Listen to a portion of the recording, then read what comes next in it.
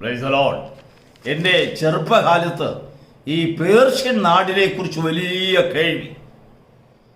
ജനങ്ങൾ പോയി പേർഷ്യയിൽ നിന്നില്ലെങ്കിൽ ഗൾഫ് രാജ്യങ്ങളിൽ നിന്ന് ധാരാളം പണം വാരിക്കൊണ്ടുവരിക, ജീവിതത്തിൽ കണ്ടിട്ടില്ലാത്ത അനേക അത്ഭുതകരമായ വസ്തുക്കളൊക്കെ പോയിട്ട് വരുന്നവർ പെട്ടിയിൽ വാരി കൂട്ടി നിറച്ചും കൊണ്ട് വരുന്നു. അപ്പോൾ കൊച്ചു കുട്ടികൾക്ക് ഞങ്ങൾക്കൊക്കെ ഒരു സംശയം, ഈ പേർഷ്യ എന്ന് പറഞ്ഞാൽ എന്താണ്? അവിടുത്തെ മണ്ണിൻ്റെ നിറമെന്താണ്? അവിടുത്തെ ജനങ്ങളെല്ലാം സ്വർണ്ണ മനുഷ്യരാണോ? എന്താണ് അവിടുത്തെ വിശേഷത? ഞങ്ങൾക്കൊരു സംശയം. സ്കൂളിൽ പഠിക്കുമ്പോഴെല്ലാം ഒരാഗ്രഹം, എങ്ങനെയെങ്കിലും ഗൾഫിൽ പോകണം, പേർഷ്യയിൽ പോകണം, പേർഷ്യയിൽ പോകണം. അതിൽ കൂടുതൽ വലിയ ഒരാഗ്രഹമില്ല. എങ്ങനെയെങ്കിലും പേർഷ്യയ്ക്ക് പോകാൻ സാധിച്ചാൽ ജീവിതം നന്നായി. ഒരു കണക്കിന് അങ്ങനെ പോയി ജീവിതം നന്നായിട്ടുള്ളവരാണ് ഏറിയ പങ്ക്.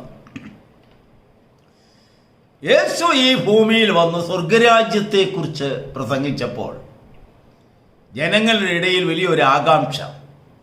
കഷ്ടവും പ്രയാസവും ദുഃഖവും ദുരിതവും രോഗവും വേദനയും ആവലാതിയും സമത്വമില്ലായ്മയും അടിമത്തരങ്ങളും അങ്ങനെ നിരാശയായി കഴിഞ്ഞിരുന്ന ഒരു കൂട്ടം ജനങ്ങൾക്ക് ഈ സ്വർഗരാജ്യത്തിൻ്റെ പ്രസംഗം കേട്ടപ്പോൾ എങ്ങനെയെങ്കിലും സ്വർഗത്തിൽ പോകാൻ ഒരാഗ്രഹം. അന്നും ഇന്നും ഇവിടുത്തെ കഷ്ടത കൊണ്ടാണ്. കഷ്ടതയില്ലാത്ത ഒരു നാട്ടിലേക്ക് പോകണം. കാലം തികഞ്ഞു, ദൈവരാജ്യം സമീപിച്ചിരിക്കുന്നു, മാനസാന്തരപ്പെട്ട് സുവിശേഷത്തിൽ വിശ്വസിപ്പീൻ എന്ന് പറഞ്ഞാൽ ആ സ്വർഗരാജ്യത്തിൽ കടക്കുവാനുള്ള എങ്ങനെ പാസ്പോർട്ട് എടുക്കാം, വിസ എടുക്കാം എന്ന് പറഞ്ഞതുപോലെ തന്നെ വലിയൊരു ആകാംക്ഷഭരിതമായ ഒരു ചിന്ത മനുഷ്യരുടെ മനസ്സിൽ ഉദിച്ചു. പ്രസംഗം കേൾക്കെ സ്വർഗരാജ്യത്തെക്കുറിച്ച് കേൾക്കുവാൻ ജനങ്ങൾക്ക് ആഗ്രഹം. ഒരിക്കലും മരിക്കാത്ത നീണാൾ വാഴുന്ന ഒരു ജീവിതം, സുഖസന്തോഷത്തിൽ, ആനന്ദ ലഹരിയിൽ. ഇങ്ങനെ ആരാണ് ഇഷ്ടപ്പെടാത്തത്? അങ്ങനെ ഇരിക്കുമ്പോൾ യേശുവിനോട് ശിഷ്യന്മാർ സഹിതം പല ചോദ്യങ്ങൾ ചോദിച്ചിരിക്കണം. ഞങ്ങളൊക്കെ പേർഷ്യയെക്കുറിച്ച് മറ്റുള്ളവരോട് ചോദിച്ചതുപോലെ ഈ സ്വർഗരാജ്യം എങ്ങനെ ഇരിക്കും? സ്വർഗരാജ്യത്തിൽ എങ്ങനെയാണ് വരാൻ കഴിയുക?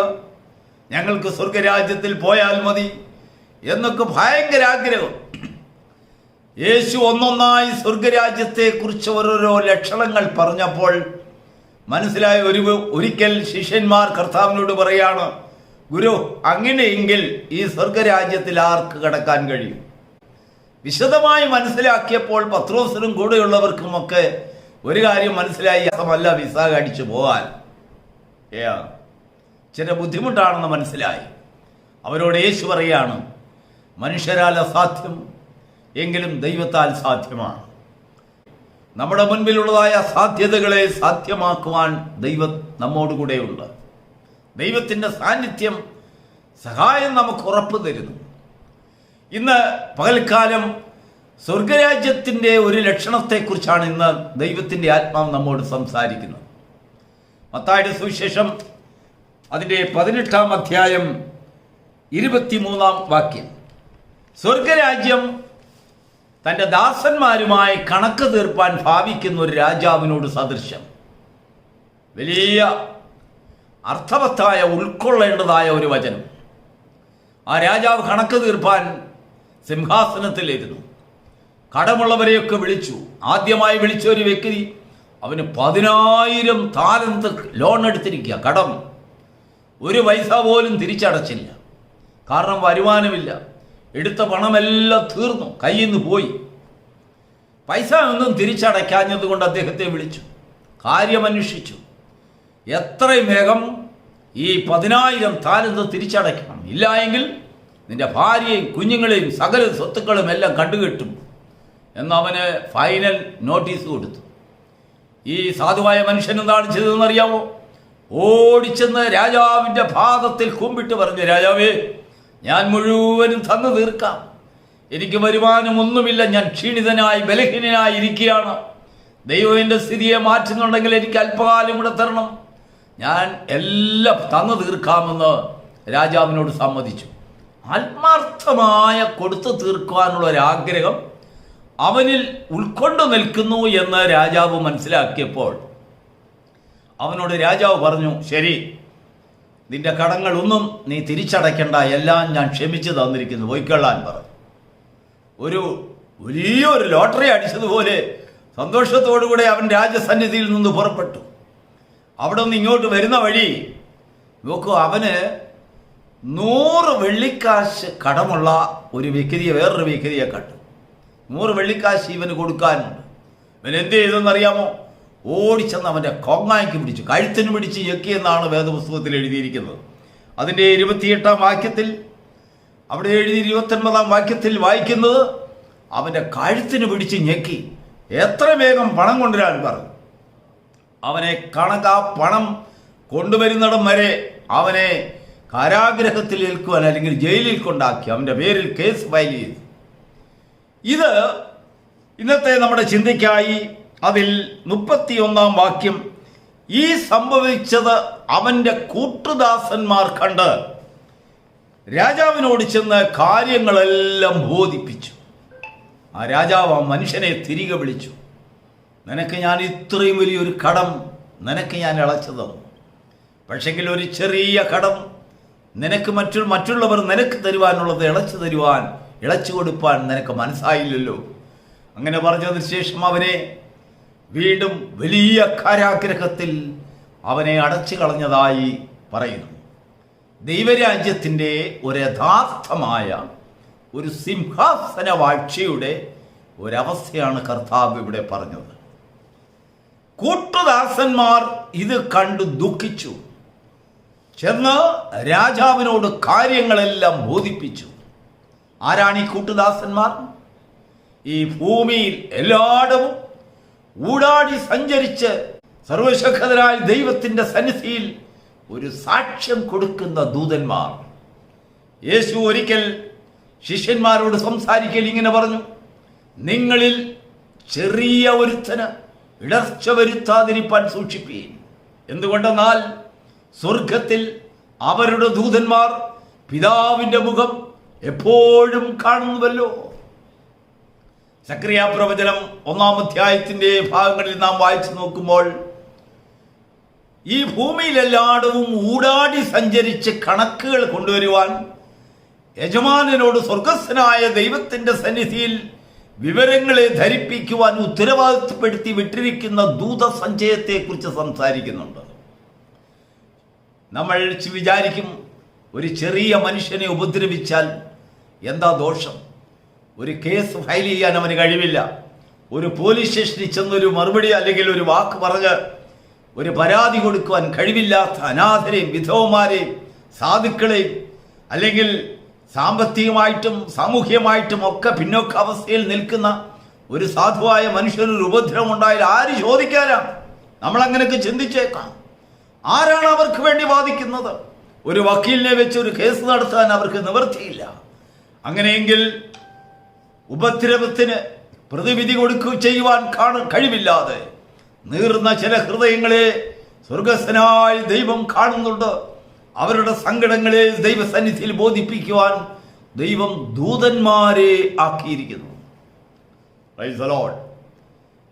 ദൈവത്തിൻ്റെ ആത്മാവ് ഈ പ്രഭാതത്തിൽ നമ്മോട് പറയാണ്, പലപ്പോഴും നമ്മൾ പീഡിപ്പിക്കപ്പെട്ട് സങ്കടപ്പെട്ട് മനുഷ്യരുടെ അനേക ഉപദ്രവങ്ങൾ സഹിച്ച് പകരം ചെയ്യുവാൻ, ഒരു വാക്കുപോലും പകരം വീട്ടുവാൻ അല്ലെങ്കിൽ ഒരു മറുപടി പറയുവാൻ കഴിവില്ലാതെ അനേകരിൽ നിന്ന് ഉപദ്രവം ഏറ്റുവാങ്ങി, അനേകരിൽ നിന്ന് പീഡനം ഏറ്റുവാങ്ങി, കഷ്ടത ഏറ്റുവാങ്ങി, സങ്കടം ഏറ്റുവാങ്ങി നിലവിളിക്കുന്ന ഹൃദയങ്ങളെ ദൈവത്തിൻ്റെ ആത്മാവ് എന്നോട് പറയുവാനുള്ളത്, സ്വർഗരാജ്യത്തിൽ പിതാവിൻ്റെ മുഖം എപ്പോഴും കാണുവാൻ നിയമിക്കപ്പെട്ട ചില ദൂതന്മാരെ ദൈവം നിനക്ക് വേണ്ടി കൽപ്പിച്ചാക്കിയിട്ടുണ്ട്.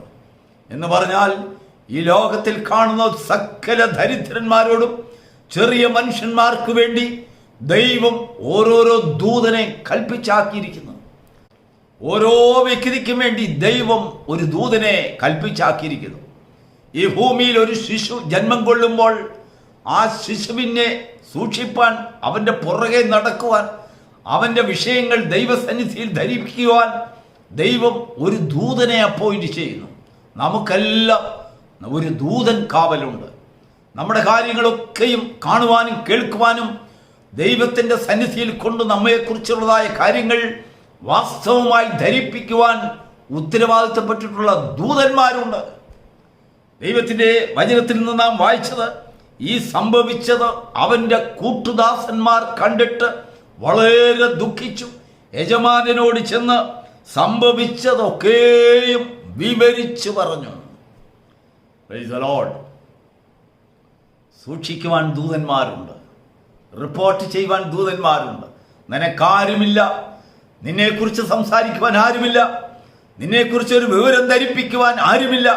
ഈ ഭൂമിയിലെ അധികാരങ്ങൾ, മന്ത്രിമാർ, അല്ലെങ്കിൽ പോലീസ് പീഠങ്ങൾ, ന്യായാധിപ പീഠങ്ങളൊക്കെയും നിനക്കെതിരായി നിൽക്കുന്നുവെങ്കിലും നിന്റെ സങ്കടങ്ങളെ കേൾക്കുവാനും അവരുടെ അടുത്ത് ചെന്ന് ഒരു സങ്കടം ബോധിപ്പിക്കുവാൻ, രാജസന്നിധിയിൽ ചെന്ന് ഒരു സങ്കടം മാർത്തടിച്ച് നിലവിളിക്കുവാൻ നിനക്ക് പ്രാപ്തിയില്ലാത്തവൻ, സംസാരശേഷിയില്ലാത്തവൻ, അല്ലെങ്കിൽ വിദ്യാഭ്യാസമില്ലാത്തവൻ, സാമ്പത്തിക ശേഷിയില്ലാത്തവൻ, ശാരീരിക വൈഷമ്യങ്ങളെ നേരിടുന്നവൻ എങ്കിലും ഭാരപ്പെടരുത്. ശക്തനായ ദൂതന്മാരെ നിനക്ക് വേണ്ടി ദൈവം കൽപ്പിച്ചാക്കിയിട്ടുണ്ട്. നിനക്ക് വേണ്ടി സംസാരിക്കേണ്ട സമയത്ത് കർത്താവിൻ്റെ സന്നിധിയിൽ, ദൈവത്തിൻ്റെ സന്നിധിയിൽ തക്ക സമയത്ത് നിന്നെക്കുറിച്ചുള്ളത് റിപ്പോർട്ട് ദൈവസന്നിധിയിൽ സമർപ്പിക്കുന്നു. പീഡിതരെ, ദുഃഖിതരെ, അപമാനിതരെ പരിഹാസത്തിനും അല്ലെങ്കിൽ അനേക ഉപദ്രവങ്ങൾക്കും അനേക സങ്കടങ്ങൾക്കും പാത്രീഭൂതരായി ജീവിതത്തിൽ നീറുന്ന ഹൃദയങ്ങളെ, നിനക്കാരുമില്ലെന്ന് നീ വിചാരിക്കരുത്, സങ്കടപ്പെടരുത്. നിനക്ക് വേണ്ടിയാണ് സ്വർഗം നിൽക്കുന്നത്, നിനക്ക് വേണ്ടിയാണ് സ്വർഗം നിലകൊള്ളുന്നത്, നിന്റെ ഭാഗത്താണ് സ്വർഗം നിൽക്കുന്നത്. നിന്നെ ന്യായമായി നിന്റെ സങ്കടങ്ങൾ കേൾക്കുന്ന ഒരു ദിവസമുണ്ട്. എന്തുകൊണ്ടെന്നാൽ നിന്റെ കൂട്ടുദാസന്മാർ നിനക്ക് സംഭവിച്ചതൊക്കെയും കേട്ട് സങ്കടത്തോടുകൂടെ പിതാവിൻ്റെ സന്നിധിയിൽ ചെന്ന് റിപ്പോർട്ട് കൊടുത്തിട്ടുണ്ട്. നിന്റെ ന്യായം തീർക്കുന്ന നാളിൽ ഒരു ദിവസം അല്ലെങ്കിൽ രാജാവ് തൻ്റെ ദാസന്മാരുമായി കടങ്ങൾ, ഇടപാടുകൾ ഒക്കെയും തീർക്കുന്ന ഒരു ദിവസമുണ്ട്. ആ ന്യായാസനത്തിങ്കൽ നിന്നെ എതിരേൽക്കുവാൻ, നിന്റെ സങ്കടങ്ങളെ മാറ്റുവാൻ, നിന്റെ കണ്ണുനീരിനെ തുടയ്ക്കുവാൻ, നിന്റെ പ്രയാസങ്ങളും ആവലാതികളും തീർന്ന് നിനക്ക് വേണ്ടി ഒരുക്കിയിരിക്കുന്ന സ്വർഗരാജ്യത്തിൻ്റെ മഹത്വത്തിൻ്റെ പ്രവേശനത്തിങ്കൽ നിന്നെ കാത്ത്, നിന്നെ വെൽക്കം ചെയ്യുവാൻ, സ്വാഗതം ചെയ്യുവാൻ ആ ദൂതന്മാർ അന്ന് പ്രത്യക്ഷരാണ്. ഈ പ്രത്യാശ നിന്റെ ജീവിതത്തിലുണ്ടെങ്കിൽ ഈ ഭൂമിയിലെ സകല സങ്കടങ്ങളിലും കഷ്ടങ്ങളിലും നിനക്ക് സന്തോഷിപ്പാൻ ഒരു വകയുണ്ട്. അങ്ങനെ സന്തോഷിക്കുന്ന ഒരു ദൈവ പൈതലായി ജീവിക്കുവാൻ തക്കവണ്ണം ഈ പ്രഭാതം നിനക്ക് ഭാഗ്യം നൽകുമാറാകട്ടെ. God bless you.